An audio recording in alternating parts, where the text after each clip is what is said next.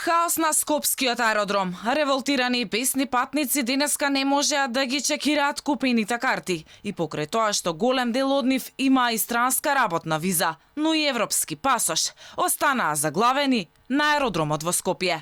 Не беше јасно што точно се случува, бара одговори од авиокомпаниите, но и од македонските власти. Дали ова е некаков пропуст на нашата влада или се должи на одлуката на Брисел да не прима македонски државјани во земјите членки на Европската унија. Документи не му се валидни.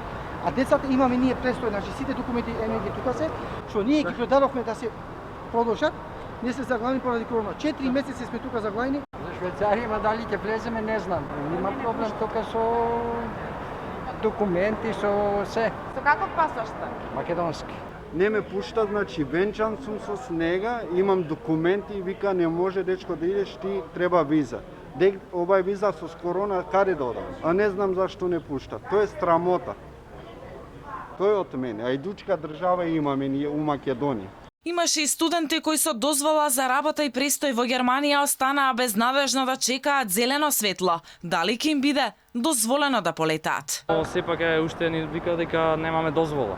Зошто? Ги имаме потребните дозволи за работа, оттаму имаме од општина дека за престој, документи викаат сепак треба само виза, а никаква работна дозвола не примале. Со каков пасош сте? Со македонски.